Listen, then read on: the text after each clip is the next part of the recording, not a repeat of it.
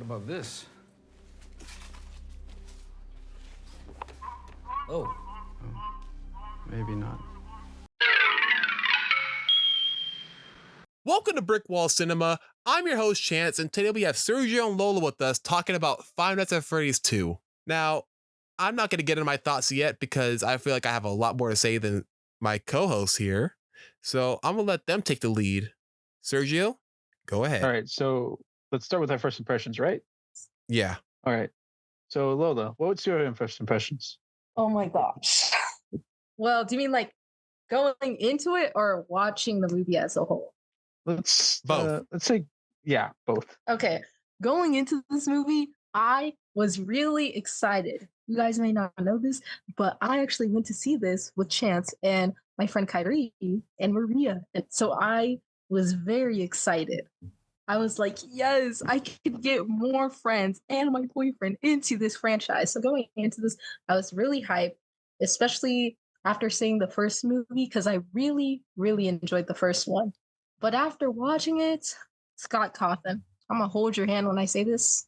I was disappointed. Now, before you guys all start spamming the comments, I have reasons, which we will get into later. But all I'm going to say is, as a FNAF movie, it's good. But as a movie, there's just so many issues that I have with it. So many. I enjoyed it as a fan, but it just felt like there were so many things wrong with the script, in my opinion. What did you think, Sergio? All right, going into this, I was kind of excited because I did enjoy the first one, although I did note that in our review for that, I did have a few problems with it, considering like for me, who is an avid fan who's actually looked at a lot of the lore, there were some things left to be desired, and I was kind of hoping that this would fill in some of those plot holes or like some gaps in knowledge that people had. Yeah. Now, I had two reactions when watching this. The first part, it was like, all right, I was a bit skeptical because I wasn't sure what to I wasn't sure what to expect, and as I was watching it, I was like, what direction is this trying to go in? Because this feels different, which I appreciate, but it feels like a deviation from what it was trying to do in the first one, and a few things weren't answered. Then in the second part, I started to put a few things together, and I started to get really excited about what was happening. Oh, okay. Yeah, I think it's more because of the fact that I know me and you, we know a lot about the lore and a lot about the like hidden Easter eggs and stuff about the lore from the games, and that's all happening even from the books. Yeah. That some things started to make sense. Some things were a bit shaky, but I did actually have a good time watching this. All right. Okay. So. Oh my, I'm scared. Continue. No, you don't need to be scared. It's okay. It's okay. So, when I saw the teaser, I had faith. You did? I did. I saw Freddy out and about. Like, as from the trailer, it showed like Fazfest, which is like a festival they have in the movie where like they celebrate children dying at a Chuck E. Cheese. I had faith. I'm like, oh, okay, cool. They're gonna do something different. It's not gonna be Five Nights in Freddy's. It's just Freddy out and about. Like they're out, they're loose. So I'm like, okay, that's a new angle we can go with. I was excited about that. The first movie screwed me. I felt violated. I felt like I had to take a shower after watching it. Well, that's rude. What did Freddy do? Freddy didn't do the shit to me. Besides wasting my 2 hours of time. Okay, but what made you dislike the first one in the first place? Besides not your watching experience, I mean the movie. I don't know FNAF lore. I'm going to say this for anyone listening, because I remember my first, long time ago when I did the first Five Nights at Freddy's episode, I got a lot of flack over not liking this movie. I'm just going to say this here and now for everyone listening. I don't know Five Nights at Freddy's. I don't know jack shit. I am a movie guy. I know movies. I know video games. I know Mario. I know Sonic. I know Sega. I know 80s. I know 90s. I know a little bit 2000s gaming. My blind spot is Five Nights at Freddy's. Don't worry, guys. I'll convert him later. It's okay. Like modern gaming is not really my thing. I dabble every once in a while, but that's just not for me. Especially horror games. I don't get scared easily, so I'm not gravitated toward those games. Five Nights I at can Freddy's. confirm that. We were watching Iron Lung, and he wasn't shaken up by it at all. Yeah, but to be fair, I didn't know what the hell was happening for half the movie, but that's a whole different story. But with Five Nights at Freddy's, I was watching the first movie hoping that it'll get me excited or make me want to watch or play the games. It didn't. It was made exclusively for the fans that understood the lore and was basically showing shiny keys to them saying, hey guys, remember this? Remember that? And everyone else that doesn't know the games or references or Easter eggs or lore, they're watching all this stuff play out like, this isn't fun for me. This isn't interesting. This isn't intriguing. And all the things that you're bringing me in excited for, like, oh my God, killer animatronics. That seems cool. Wait, they're building a fort with a little child? What the hell? Like, it got really cutesy after a while, and it didn't feel like scary at all to me. I'm just saying this from my point of view. I respect everyone's opinion on this movie. I understand that it's just my opinion. I just think this is just how I feel. Yeah. I'm saying it in a calm way, calm form, so no one can get mad at me about it. Funny enough, whenever I mention a podcast to people, one of the first few episodes that they listen to is the Five Nights at Freddy's episode. And the next day they get pissed off at me saying, how come you don't like Five Nights at Freddy's? It's explained in the video. You don't need to ask him. Yeah. That is true. It is explained in the video. That's kind of funny. Lola, you did the same thing. In my defense, you do the same thing. Like, one of our gems on this podcast is Shaun of the Dead video. And if you watch the video, you know exactly what I'm talking about. So, Chance, you can't say anything. I was like, this isn't my movie. You said it's a romance movie. I completely, sorry. Right. I'm calm. I completely disagree. That is okay. Yeah. Everyone is allowed their opinion. Yeah. Okay. So we're starting off calm. Yeah. Yes. Okay. This won't go escalate. So what should we talk about first? I didn't even get my reaction to this one. I just talked about the first one. I'm not done yet. Oh yeah. Yes. Okay. What's your reaction to the second one? What did you think going into this? Because I know you already very much disliked the first one. So were you excited to see this when we went to go see it? I was a little excited. I was excited. You got me excited for it. You dressed up in cosplay with your friends, and even though I didn't dress up like a cupcake, I was still supporting you as much as I can. Yeah, that's right. Don't worry, you'll be a cupcake next time. We were in Georgia. I didn't want to dress up as like a pink cupcake in the middle of Georgia. I also offered that you could be purple guy. All you had to do was wear a purple shirt and purple pants and a purple hat. Actually, he could have just worn like a purple shirt. That's about it. But that's basic. I can live a purple he should shirt. be all decked out in purple. Well, yeah, but every like iteration I've seen him in, he's always like in black pants and a purple like security shirt with a hat. Okay, fine. He could wear black pants with a purple security shirt. He's saying I can't, like I can right now. I'm not, and it happened, and I can't do it again. I said next movie. Next movie. I hope there's another one. Me too. Who said there's gonna be a next one? Scott Cawthon himself. Oh fuck. The co-creator of FNAF. Oh god. I wonder what they're gonna do for the third one. They're gonna fuck me again. Fix this. Hey, you said you were excited. Well, I didn't even get to finish what I'm saying about this one. So this movie. Yeah, right. Sorry, Oh, we're getting too far into it. All right, Chance, quickly say your thoughts. Okay, well, we got into the theater like 5 minutes too late. We got in once the credits started rolling, so we missed the opening scene. And I was so pissed about that. I was pissed too. I wanted to understand everything so I can be justifiably angry at the end. I'm lying. Sorry, I didn't mean that. I'm sorry. That's why? I'm fucking with you, Lo. I'm sorry. I was messing with you. I actually was pissed off because I like seeing movies all the way through. And that's why I like going to theaters early. But watching this, even like at the end of the movie, watching this movie throughout it, I was just mad and frustrated because throughout the movie, I was just getting like questioning, why are they doing this? Who is this? Why are they doing that? And I feel like every answer I had would be answered with a 50-minute lore dump. And I got me even more frustrated. Think I have to have so much explanation beforehand to see this movie, as if I'm watching the 20th Marvel movie in MCU for the first time, like without seeing any other movie behind it. Okay. I feel like that makes a little sense or understandable. Okay. I guess and within taking your critique, I do want to understand it, but also we don't have to go full in depth to it. I felt like I explained it to you enough. I don't know if you're taking it. Like when you're like, Lola, what is the significance of the music box? And I told you, basically, it's the same thing within the movie. It's just in the games. The music box calms the marionette down and it goes to sleep. Yeah, I got that. Like the thing that frustrated me a lot with this movie is just dumbasses. They're all dumbasses. They do stupid things. We'll get into it later, but it got me really mad. It's like there's one point where like 2 times in the movie where people get stuck in water, like a knee-high water. They could easily get out. Easily. But they sit. Actually, the water is deep.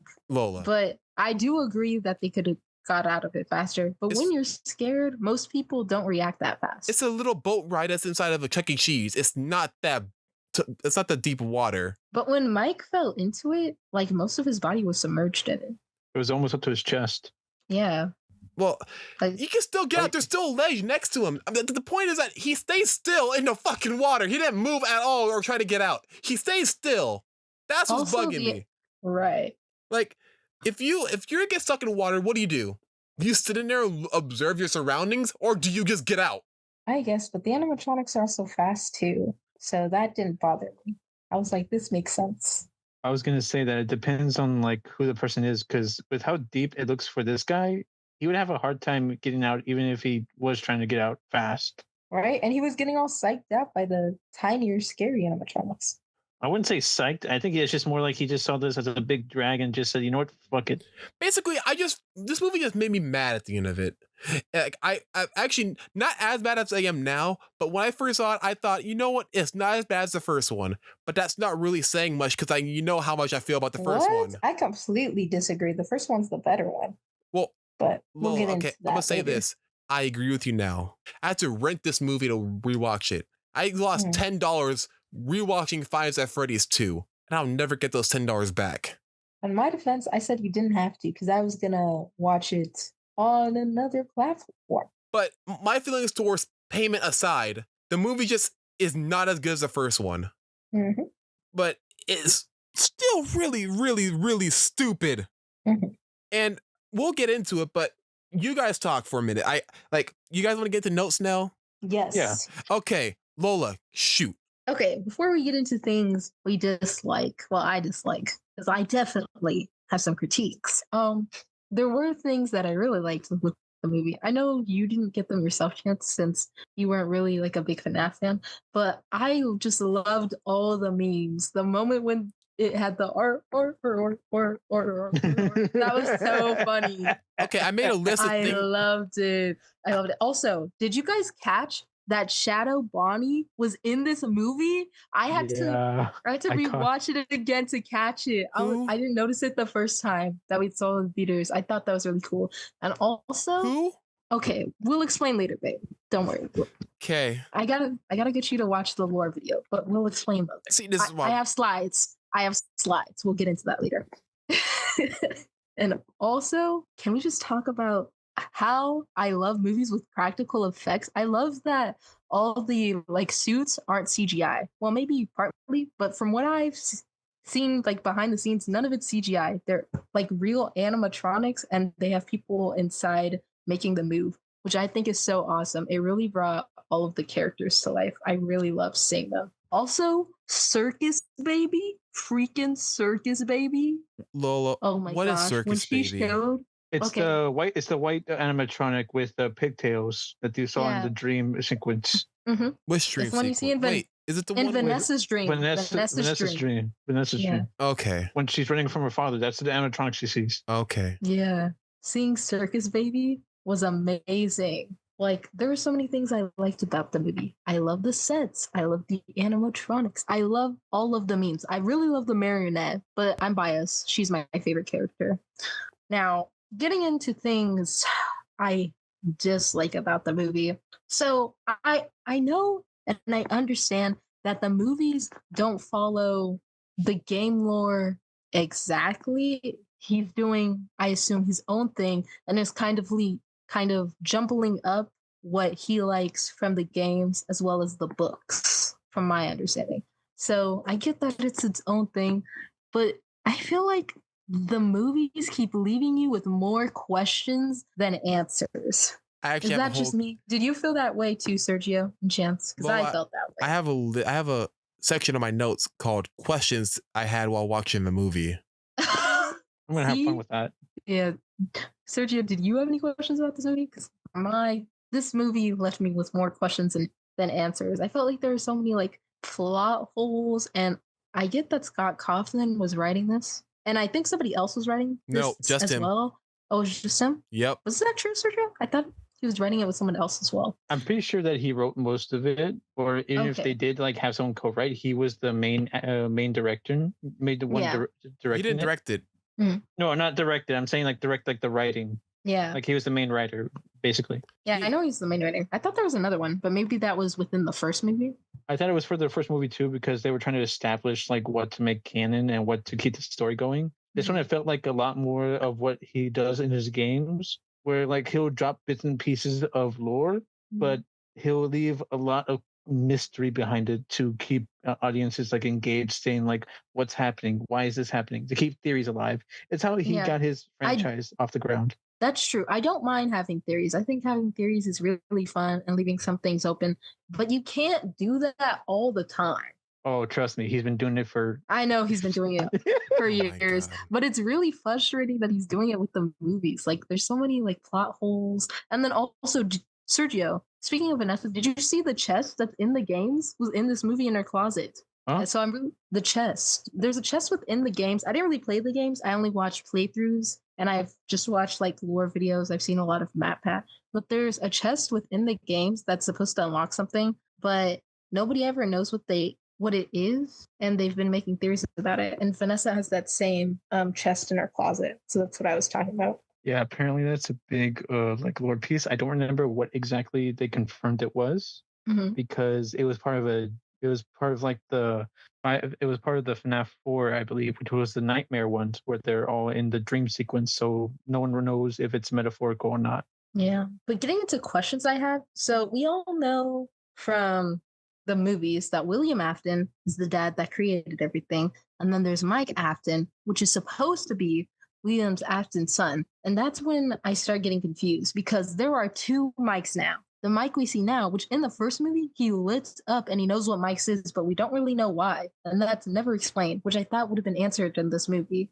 Okay. Like, did he lit up because his son has the same name, which is Michael? That's where I get confused. I'm like, okay, what is the difference here? So does that mean Mike is his son? Not Michael.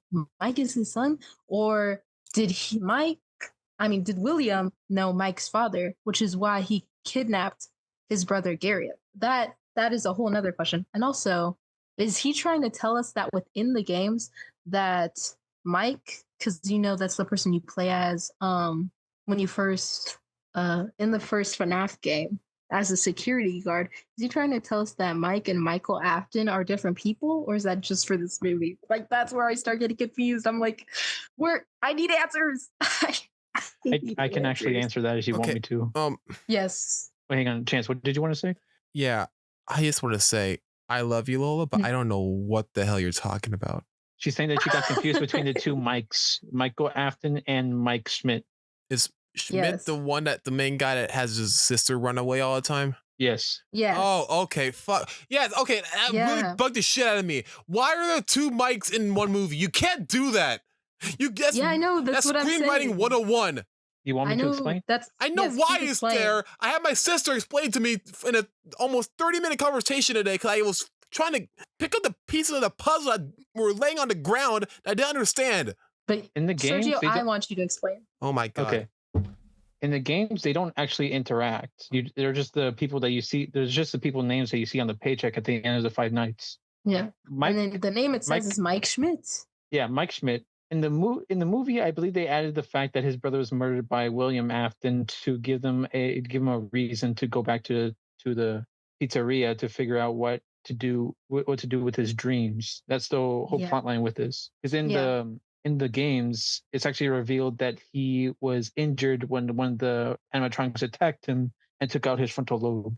Oh, okay. See, because the reason I got confused is my assumption was that Mike Schmidt was the alias for Michael Afton, William Afton's son, and the reason that he's here is because he was like started being a security guard was to redeem himself because he blamed himself for his brother, the crying child's death. That was my understanding of the lore. From what I understand, go ahead. Much like the movie, this episode is strictly for the fans. That is true. If you want like an actual explanation of the lore, go watch Matt Pat. Yes, please do. He does a much better job of this explanation. He does. He really does. With this movie, I don't want to stop the lore dump, but I just feel like we should try progressing into review some like a little bit. I feel like we're going to be spiraling into our lore. Well, we were asking our questions. What were the questions that you had in your notes, Champ? Okay. Question number one. Was it supposed to be a surprise that Michael was supposed to be the villain? Because I picked up on the first shot. I don't think it's supposed to be surprise because we know Mike's the villain when he first gets here because one of the kids who was in the Five Nights at Freddy's plays says, "What did you do?" So we know it's him, but we just didn't know who he was. Okay. Well, I guess actually the fans knew because if you say Michael, we assume Michael Afton, but it's kind of new because at least I didn't automatically assume that was Vanessa's brother.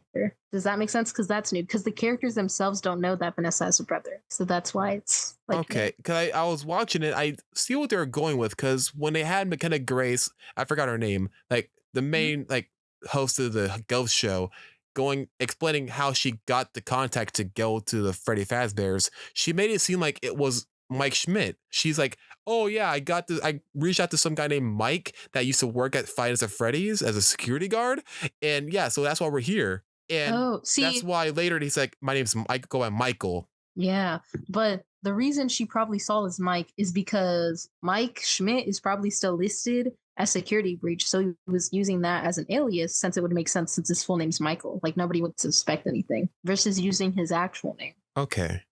Actually, in the games, do you want me to explain that? No. Oh no, I was saying within the movies. I'm sorry, I didn't mean that. That was really mean.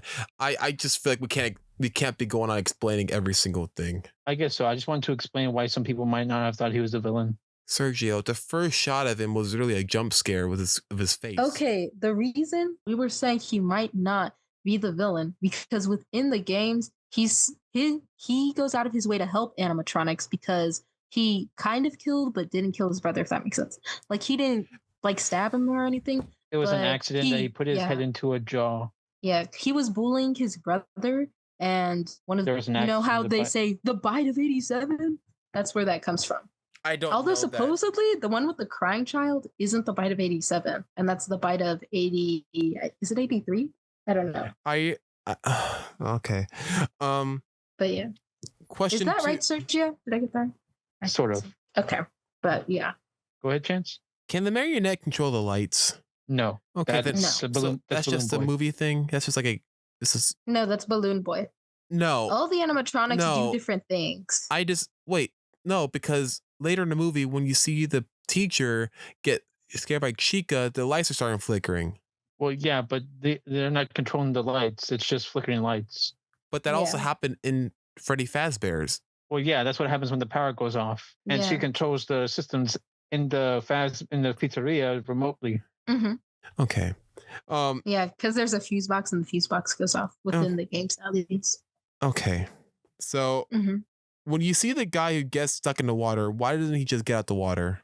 I should tell you, Lola. Chance, the water was actually I was gonna say thick, but that doesn't make sense. Thick water. The water was higher than you think because you're all saying, well, the water isn't that deep. It actually is because if you look at the characters, like 80% of their body is in the water. First of all, but that 20% and then also the first guy was scared by all the smaller animatronics that popped out of nowhere, so that probably psyched him out.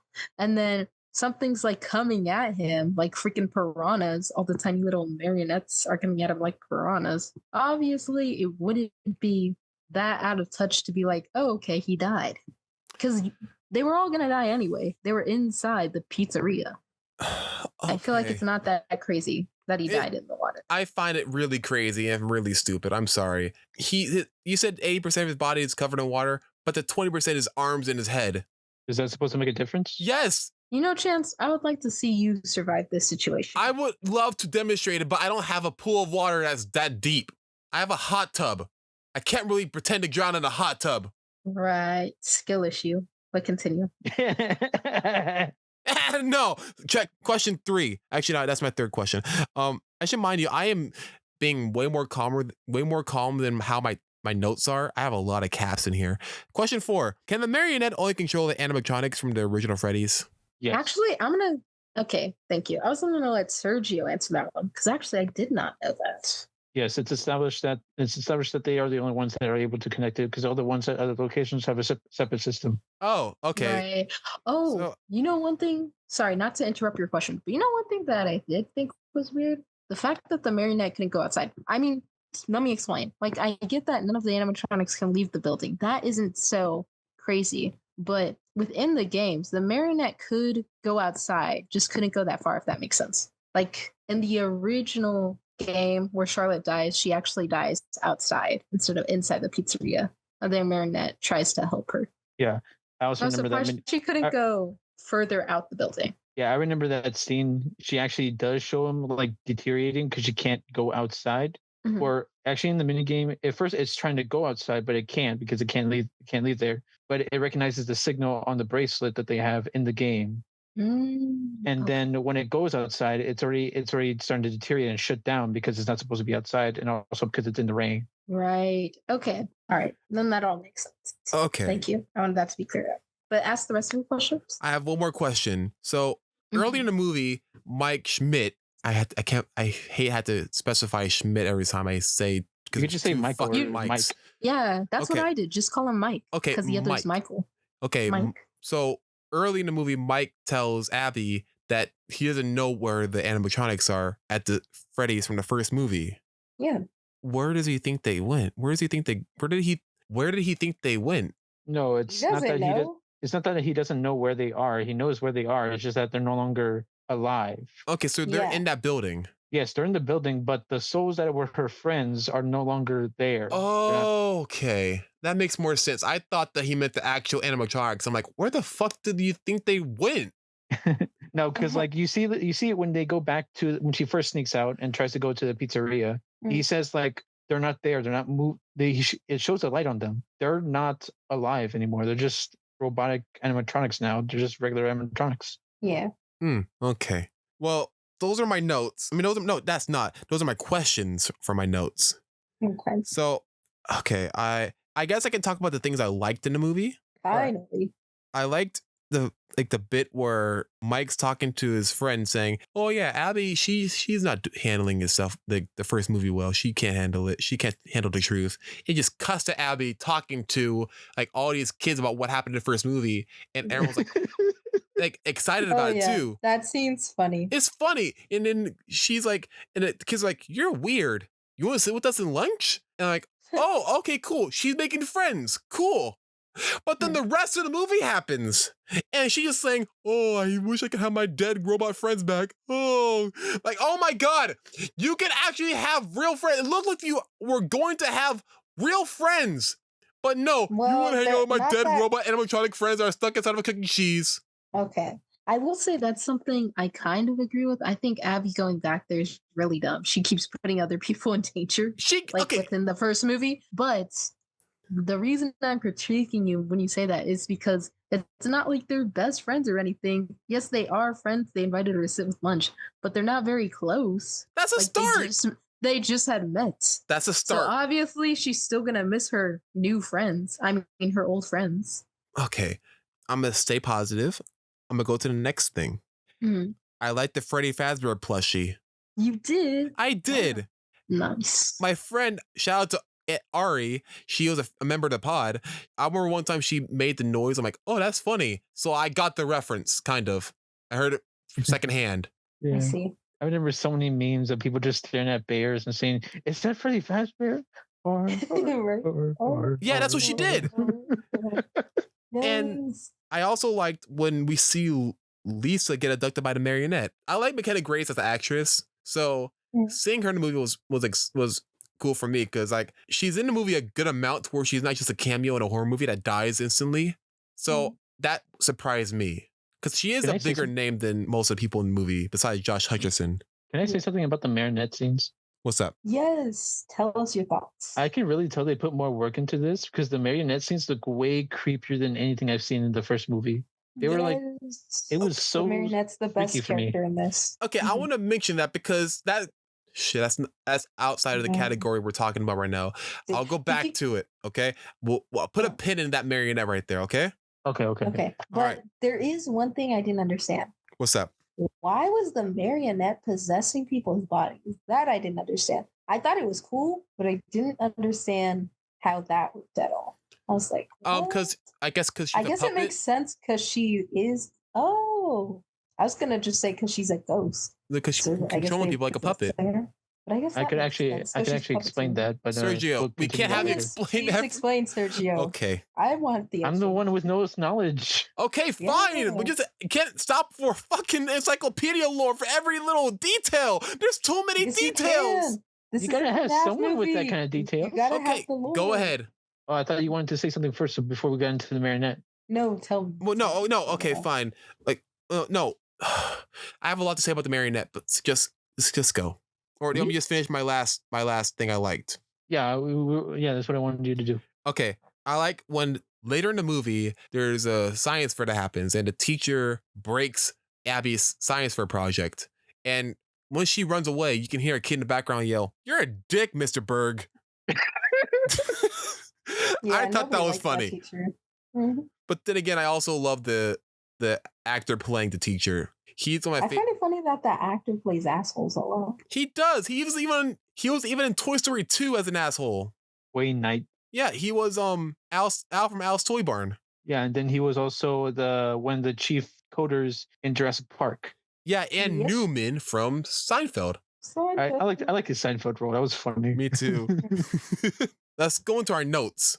The marionette, right? Yeah, marionette. Yes, please. Why the hell was this made for children? Who wants to eat pizza with a marionette watching them? That is horrifying. Doesn't make sense for any of the other characters. They're all animals. Why is there a fucking puppet in the middle of the goddamn pizzeria? I'm sorry, I didn't mean to yell. I'm sorry. Okay, first of all, as someone who is a mega marionette fan, how dare you? Secondly, clearly kids like it. Like, the biggest friend, Charlotte, liked it. She liked it so much that all the employees knew. Like, one came up to her and said, "Hey, are you just going to do this the whole time?" And she said, "Leave her alone. She really likes it. She does this all the time." Like, the marionette is cool. I'm not saying it's not cool. The marionette, in my opinion, has the coolest set piece. Like, imagine seeing a beautiful gift and a giant puppet comes out of it. That's cool. Yes, it's literally a real-life Jack in the Box, except she's more a puppet than a Jack in the Box. Okay. Lola, cool. What are you talking about? The marionette's my favorite, like, animatronic in the whole movie, or not animatronic, but I guess thing in the movie. Also, I feel like that critique doesn't make sense because one could also have critiques about the other animatronics, like why is Foxy a pirate? Well, they're all animals. And why is Toy Chica wearing that? They're all animals. I can live with that.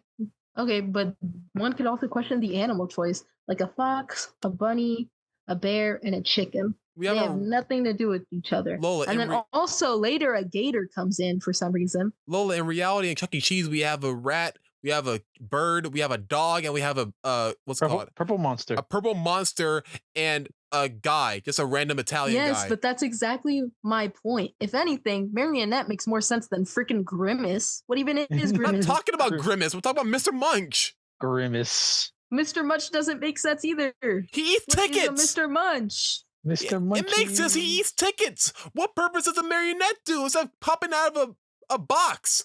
Do you want to explain that? There's actually an in-depth reason. Marionette was made to watch the kids, I believe, right, Sergio? Yes. That's even more terrifying. You want that watching after your kids?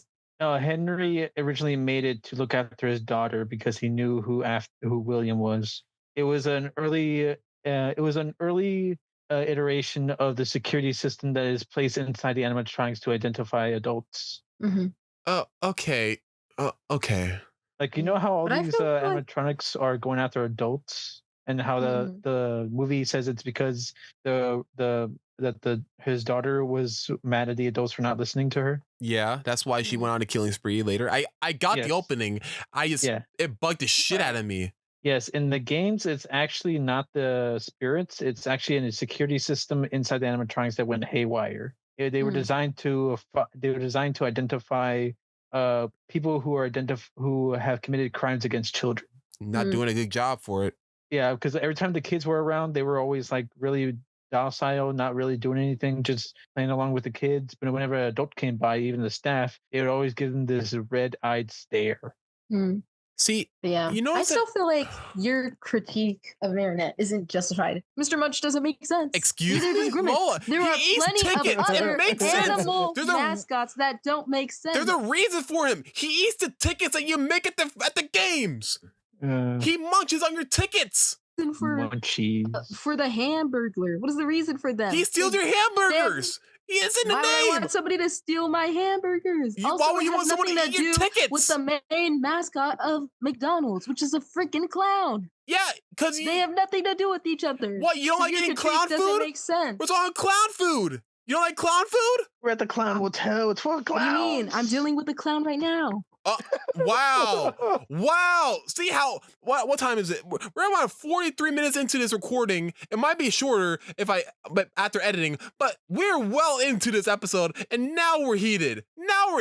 Wait, Lola, have you seen, do you watch Josh Dub? Josh Dub? I don't think so. Because you just made a reference and I'm scared that you don't understand what the reference is. Oh, I don't think I do. It's Josh Dub. He's a YouTuber who does like VR skits, and it's really funny because there's one where he has his friends check into a clown motel.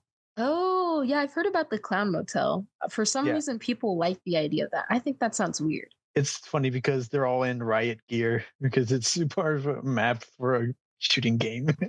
Oh, yeah. I don't usually watch YouTubers, but I do know about the clown motel. I think that's a horrible idea because the point of the clown motel is to scare people. If I'm going to a hotel, it's to relax, not to be scared by a clown. It sounds like a really bad B-list horror movie that would actually make a lot of fun to watch. All right, so back on topic. What did we want to talk about next? We're on our notes. I have a lot of notes. I'm just feeling like we just talk about our notes and just what we feel about it because. All right, then. What's your next note, or did we need to finish talking about one note? I mean, do you guys have any notes? We can tag team. I wanted to talk about. Finish yours. Okay, then. What did you talk about, Sergio? Yeah, did you guys notice all the teasers they gave about Sister Location? Wait, you mean how it said security breach when they were getting into like the computer? No, the security breach is Circus Baby. Circus Baby? Yeah, Circus Baby, and also the marionette. What the hell is Circus? Oh, we already talked about this. Never mind. Yeah. Circus Baby was the one with like rosy cheeks and pigtails. Right, from the game. Yeah, that was referencing Sister Location. I'm not sure if they're gonna tease it because they're planning to put it into the next movie, or they're just gonna more like Easter eggs. But they also teased it. They also teased it in the way the marionette was possessing people, because you know how she kept like possessing them, and then in the Chica she jumps out of her stomach. You remember that? Yeah. That's actually a mechanic of one of the animatronics in Sister Location called Ennard, where he literally jumps into the body and possesses the person. Yes, I forgot about Ennard. It's really creepy, and also I remember the pixelated mini game where you actually play as Michael Afton, which is why I was saying that it confused me at first why they included Michael Afton as like the villain, because in the original he's possessed by Ennard, an animatronic that literally goes inside of him and controls him until he becomes purple and deceased. Yeah, and that's when the villain didn't make any sense to me. Yeah, and that's when he actually tries to save his sister and the other kids who are trapped in the remaining animatronics by burning it down and also killing his father. Yeah. Oh, speaking of Easter eggs, did you catch you know how there's the joke skit where Foxy is the only one that can recognize that the person wearing the mask is actual animatronic? I love that Foxy still did that. I just wish cool. I know the animatronics don't talk, but I wish he could have said, "It be the night guard." That would have been so funny. Oh yeah, I remember that from the Pimations animation.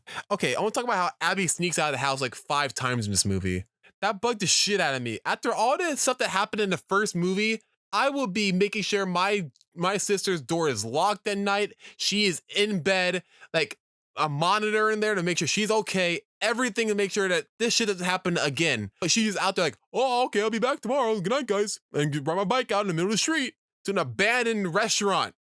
It really bugged me. Like, there's no security. He used to be a fucking security guard.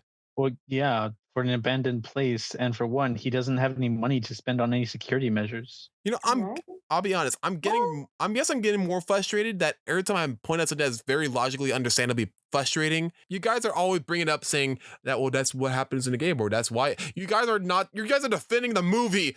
No, I know, I get it. That you guys don't like that she runs out, that she gets out. That's not something that should be happening. But it's not like he can. Said it's not like they can do like this movie. I said I had critiques. As a FNAF fan, I still love this movie. And there's ways that it can be fixed. I think the sister location movie will make it even more awesome. I feel like it should be a prequel because that's what it's supposed to be, I believe. Speaking of Circus Baby, though, you want to know something? I wonder. I wonder who's going to be Circus Baby, because in the games, it's Michael Afton's daughter, but Vanessa is his daughter in this one, and obviously she's still alive. So that makes me wonder who Circus Baby is, because you could tell she's active because her eyes turn green. Isn't that just part of the dream sequence, though? Because I know that in the lore, Michael Afton's daughter. Yeah, but usually everything she sees is still real. That's something that not genuinely happened. But I think he genuinely built Circus Baby. So that means there is a child in Circus Baby. I believe that it was his daughter that was scooped up inside of her, but then he rebuilt a animatronic to replace his daughter. That's actually canon in the books and actually is put in. Yeah, but I thought his daughter is in the suit, Yes, like I said, was in the suit. His daughter is in the suit, but then he made a replacement robot. I'm confused. In they made a book based on the movie. They released it after the movie came out, right? Oh yeah, I never read any of the books. Yeah, I saw some. I saw some work. I basically did like a summary. I saw a summary of it, but I did see some of the book. Mm-hmm. It says that that Vanessa in the movie is acting robotic, which I believe is trying to tease that she might be revealed to be some sort of android, which is what happens mostly in the games and books. Yes, right. So I do think that's what it's trying to lead to, which is why Vanessa is able to survive these things, even though she should be. I think she should be dead. Oh, actually, that makes sense because even though I haven't read the books, I've only know certain things because I've watched MatPat videos. But in one of the books, there is an actual android. That isn't Vanessa; it's another person, I believe. I think. Yeah, the books are. The creator maybe actually that's said what it's leading to, and then they will have him actually have another daughter who's still Elizabeth, and she's Circus Baby. But I guess we'll have to find out. Maybe the books are actually used to explain canonity, basically, not continuity. It's not explaining what's happening in the world of FNAF of the games because they're separate things. Each book is separate, but it is explaining what could happen in the world of FNAF. Okay. Another thing that pissed me off, the freaking cliffhanger at the end of this movie, that really pissed me off. So not only is the writing and the pacing really frustrating, but then it ends on a cliffhanger. I hate when movies do that, which shows it makes sense. It's like, oh, okay, we'll see it next season. Even though nowadays, for some reason, it takes 5 years to make a new season, which is a whole nother thing that we're not going to get into right now. But I hate when movies does that. It feels not only like the writing and the pacing was really bad, but now you didn't even end the movie on a good note to wrap it all up. So that was my critique of the movie. It felt really frustrating to watch from that standpoint.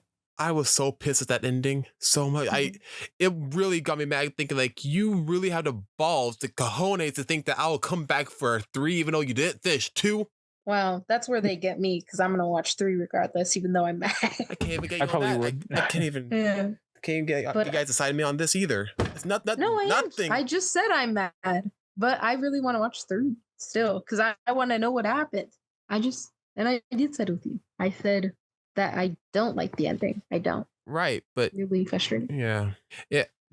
Chance, I'm on the opposite end. I actually like the ending. Of course. What?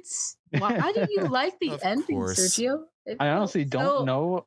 I honestly don't know. I just liked it because it felt like something to get me interested into watching the next one because I felt like if it was going to be a contained story where it ended on a good note, I'll be like, okay, and what's gonna happen for the third one, and it got me thinking. But then I saw as the ending happened, I'm like, oh, now I'm interested. I want to see what happens next. It got me excited, I guess. Oh, I guess. But that's where I disagree with that, because either way, people are gonna come to see the third movie. Most likely, yeah. FNAF fans are everywhere. That's true. I've only met a few people who dislike FNAF. Like, I've met people who haven't seen it, but I've met very people who dislike it. FNAF is a very well-loved franchise. Did you guys catch the after credits voicemail? Yes.